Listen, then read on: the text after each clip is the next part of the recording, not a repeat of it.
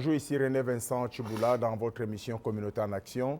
C'est vrai que la communauté en action, comme on l'a dit, il y a trop d'actions et surtout en cette fin d'année, nous avons la communauté ivoirienne qui se prépare pour ces élections, pour le changement du bureau. Donc c'est très intéressant. Nous avons un des candidats, M. Yao Daté, qui est membre du bureau du conseil d'administration de cette association. Donc nous allons le recevoir, il va nous parler un peu de qu'est-ce qu'il a pour la communauté, pour l'année qui va commencer. Bonjour, Monsieur le Président. Bonjour. Bonjour. Peut-on déjà parler du Président? Ben, écoutez, je pense, enfin, je ne suis pas candidat pour échouer. Je suis certainement candidat pour gagner. Puis, moi, je n'ai pas peur qu'on m'appelle déjà Monsieur le Président. Ah ben oui. Donc, alors, mais là vous faites quand même partie du bureau déjà. Quelle est votre responsabilité dans le comité actuel? Ben, dans le comité actuel, je suis chargé des nouveaux arrivants et puis de tout ce qui est projet.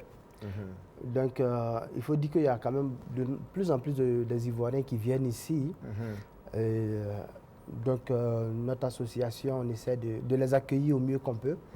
On essaie de leur apporter un peu notre soutien de toutes sortes et puis permettre à ces gens-là de bien s'installer dans la communauté albertaine. Et puis voilà quoi. Donc, c'est ce que je fais à présent dans le bureau actuel. Et puis oui, ça marche plus ou moins bien. Mais nous savons que c'est M. Jean-Marc Eliaka qui était le vice-président qui a remplacé Giscard. Qu'est-ce qui s'est passé pour que Jean-Marc puisse assumer l'intérim de Giscard? Ben, en fait, on avait demandé, l'association ivoirienne, on avait demandé et obtenu un consulat. Un consulat honoraire de la Côte d'Ivoire ici à Edmonton. Je me rappelle, Et donc, quand le consulat a été mis en place, le président Giscard a été appelé par le consul. Et donc, pour éviter le conflit d'intérêts, donc le président Giscard a dû rendre sa démission et puis le président Jean-Marc a pris les rênes.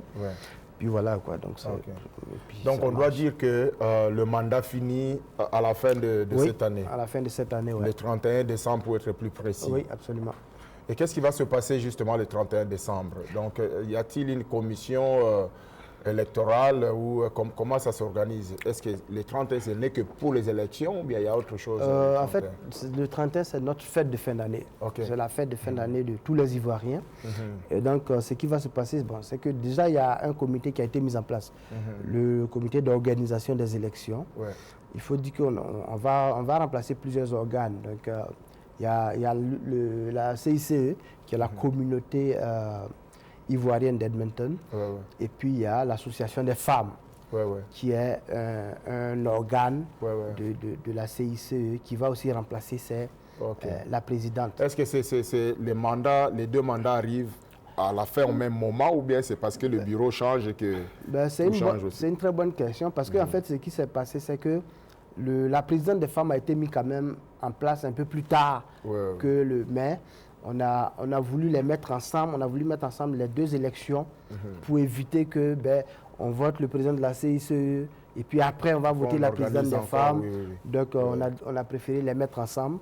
Mais est-ce que c'est pas par rapport au mandat, celle qui a commencé, c'est Mme Aïssata qui est présidente, mais est-ce que ça ne va pas léser quelque part le temps la décision a été prise en Assemblée générale, en Assemblée générale, et puis où Mme Aïssata était d'ailleurs, et elle ne s'est pas opposée à la décision de l'Assemblée générale.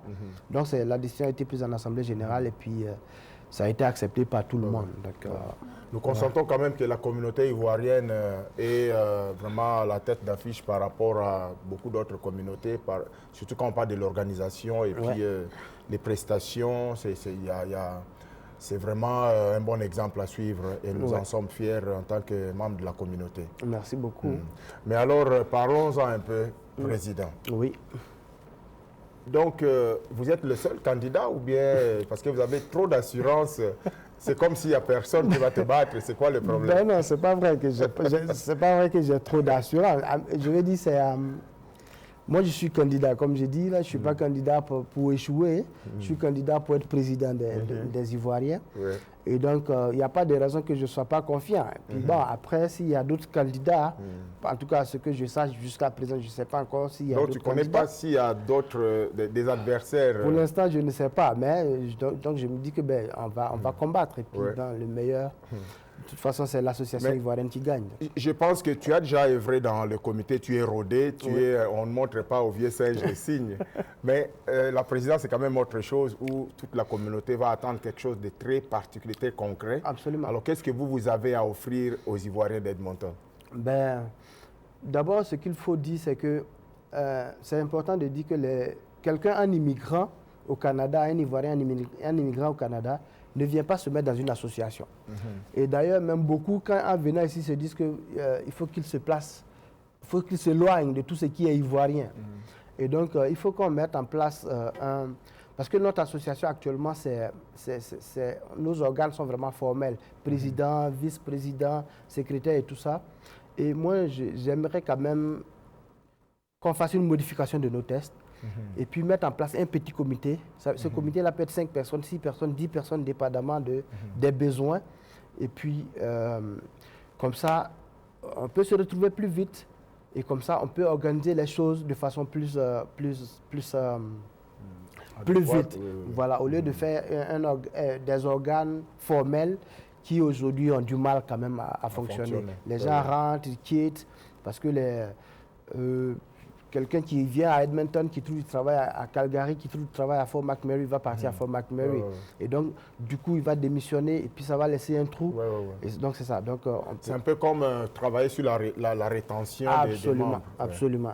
Est-ce que vous ne voyez pas que ça va aussi aller difficilement parce que quelqu'un qui vient, qui se recherche dans le travail ou dans un domaine donné, qui trouve du travail ailleurs, comme vous avez donné l'exemple tout à l'heure, est-ce qu'il vaudra laisser son travail pour travailler pour la communauté? Quel est le absolument, ce n'est pas notre objectif. Comme j'ai dit, la personne ne vient ici pour se mettre dans une association. Donc, notre objectif, c'est que si cette personne vient et qu'elle a trouvé du travail ailleurs, qu'elle doit partir, elle s'en va. Mais il faut qu'on puisse le changer vite. On n'a pas besoin d'aller en assemblée générale pour le mécanisme de remplacement. Exactement, pour vraiment faciliter la chose. Et puis la deuxième chose, c'est nous sommes une association qui a de moins en moins de moyens financiers. Donc j'aimerais quand même qu'on mette en place un organisme il faut que l'association puisse s'occuper d'elle-même. Il faut que l'association se donne les moyens de ses actions. Ça peut être une cotisation annuelle. L'Assemblée générale va décider. Ça peut être... parce que, par exemple, on a de plus en plus de gens qui veulent, des gens de la communauté, qui veulent présenter leur structure, qui veulent présenter des sociétés, qui veulent présenter un produit. On peut faire payer, par exemple, ces gens-là, au lieu de le faire gratuitement. Enfin, je veux dire... Il faut qu'on trouve les moyens quand même financiers pour faire tourner l'association. Parce qu'au niveau social, notre association est en train de mourir. Et avant, c'est ce qui faisait vraiment la force. Vous parlez du niveau social ou au niveau financier? Au niveau social, parce que les deux vont de pair. C'est-à-dire que le financier nous aide à aider de façon... aider au niveau social. Par exemple, un membre qui perd son père, il faut qu'on puisse l'aider. Un membre qui a accouché, il faut que nous soyons là pour l'assister. Et donc, aujourd'hui, nous manquons de moyens pour faire ces affaires-là parce que notre association a de moins en moins d'argent.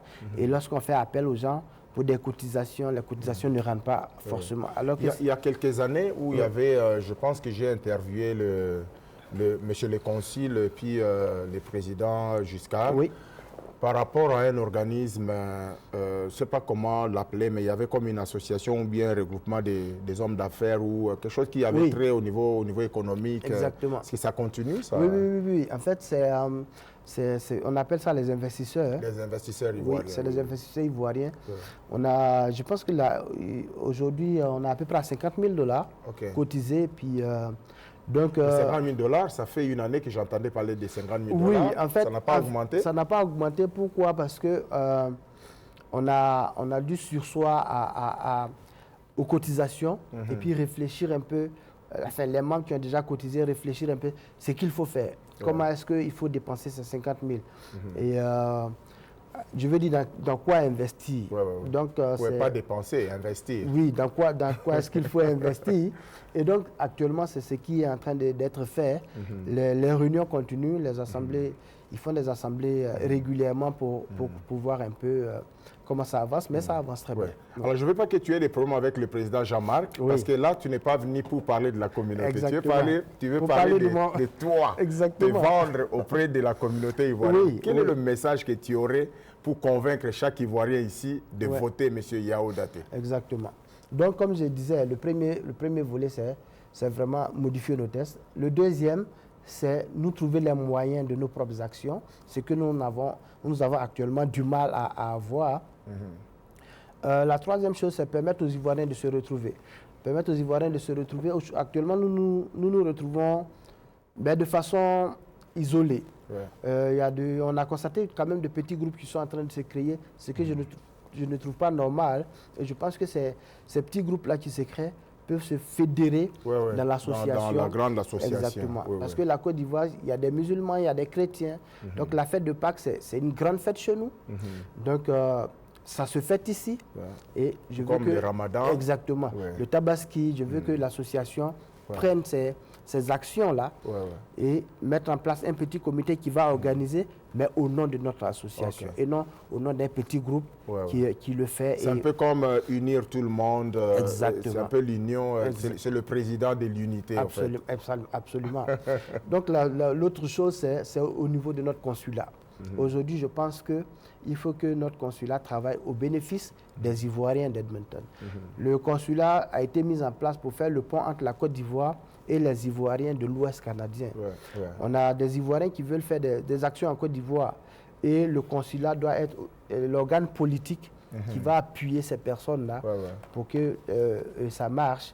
Et donc, nous allons voir, parce que nous sommes aujourd'hui un des rares pays au Canada où il faut qu'on se déplace pour aller faire nos passeports à Ottawa. À Ottawa, Je trouve que c'est pas normal. Parce que surtout si le consulat est déjà ici. Exactement. Pourquoi est-ce que... Donc, travailler ensemble avec le consulat pour que nous ayons cette possibilité-là de faire les passeports ici. Et puis, donc comme je disais, il y a l'association des femmes qui a été mise en place. Dans l'idée du président Giscard, c'était aussi mettre en place une association de jeunes. Et donc, parce que nos enfants se sentent de moins en moins ivoiriens. Et ils sont plus, ils perdent la racine, ils perdent la racine connexion, le fil conducteur. Exactement. Et moi, mon objectif, effectivement, c'est d'apporter ces jeunes-là et leur faire comprendre que oui, on est au Canada, mais on a nos racines. Leurs parents sont originairement de la Côte d'Ivoire et il faut qu'ils portent à cœur cette Côte d'Ivoire-là. Donc voilà un peu les éléments. Puis je veux encore mettre la lumière sur la visibilité. Il faut que l'association ivoirienne soit partout. Notamment à Heritage Village. Donc Parce que la communauté ivoirienne n'a jamais été à Heritage. Ça, c'est curieux, par exemple. Oui, alors que tout le monde dit que nous sommes une association qui est très bien organisée. Et donc, nous sommes en train déjà de mettre en place un comité. Et puis, vous avez parlé tout à l'heure de l'économie, au niveau des financements, au niveau social. Mais Heritage, c'est une source justement de financement. Absolument. Ça produit, pouvait atteindre facilement 15-20 000 par an. C'est beaucoup, ça. Donc, c'est ça. Ça n'est pas négligé. Ce n'est pas négligé. Et nous sommes en train, à ce moment, de mettre en place un comité qui va travailler là-dessus. Et nous comptons vraiment l'été prochain participer à Heritage Village. Donc voilà un peu les éléments. Je ne veux pas faire de grands projets, mais je pense qu'il faut que la CICE se mette à la disposition des Ivoiriens d'Edmonton. Il faut que la CICE, il faut que les Ivoiriens ici se sentent appartenir à cette association-là. Et donc voilà sur sur quoi je vais mettre l'accent. C'est pas normal qu'aujourd'hui on organise des réunions et puis on a à peine 10 personnes. Alors qu'on peut facilement compter 200 familles ivoiriennes qui vivent à Edmonton. Voilà, donc on peut... voilà. Bien, en tout cas, merci beaucoup. À moins que vous ayez un dernier mot, parce que là, c'est quand même une propagande. Moi, je te laisse la chance de faire ta propagande. Le plan d'action, on a connu, on a compris un peu ton canevas, tout ce que tu as prévu. Mais quel est le mot les mots sensibles qui fera de toi différent par rapport à d'autres candidats. S'il y a au moins, il y en a, parce que quelqu'un peut sortir et renverser tout ce que tu as dit. Absolument. Et, il faut dire que beaucoup de gens me connaissent dans l'association. Beaucoup de gens, parce que je travaille au centre d'accueil d'établissement, par où presque tous les nouveaux arrivants passent. Donc, je suis plus ou moins connu. C'est un atout. Et puis, je pense que les gens connaissent le sérieux que je suis. Comme je dis, je ne veux pas promettre des choses irréalisables, mais je pense que Yao, c'est celui qui aujourd'hui n'appartient à aucun groupe. Yao, c'est celui autour duquel tout le monde peut se fédérer et puis faire de cette association-là. Aujourd'hui, on parle des communautés comme la communauté chinoise, la communauté indienne, la communauté philippine. Et aujourd'hui, il faut qu'en Afrique, on ait des communautés aussi fortes. Pourquoi pas? Il faut qu'on ait des communautés aussi fortes, il faut qu'on avance. Il faut qu'on avance et c'est cet avancement-là que je vais apporter à cette association. Donc, comme je dis, je suis une personne sérieuse et les gens ils ont dû le constater. Et je suis une personne d'action. Comme je dis toujours, je n'aime pas échouer. Et donc, nous allons mettre tout en œuvre pour que cette association avance et avance sous Yao Daté. Merci beaucoup, le futur président de la communauté ivoirienne d'Edmonton. On te souhaite toutes les chances possibles. Vraiment, les plans se présentent très bien. Et nous croyons que les gens qui vont nous suivre, tous les membres de la communauté, qui te font déjà confiance d'ailleurs, vont voter pour Yao. On te souhaite les meilleures chances, comme je l'ai dit tantôt. Donc, on sera là pour voir un peu ce qui va se passer le 31. Félicitations pour le courage et aussi pour le projet de pouvoir mettre un peu l'unité. Comme tu as dit, Yao, c'est l'homme du milieu, il est au milieu du village, donc nous lui faisons confiance. Alors, merci beaucoup de nous avoir suivis. C'était donc Yao Daté qui est candidat à la présidence de la direction au niveau du comité, au niveau de l'association de la communauté ivoiro-canadienne d'Edmonton. Donc, c'était aussi René qui était à votre micro et pour vous présenter tout ce projet. On se voit à la prochaine. Au revoir.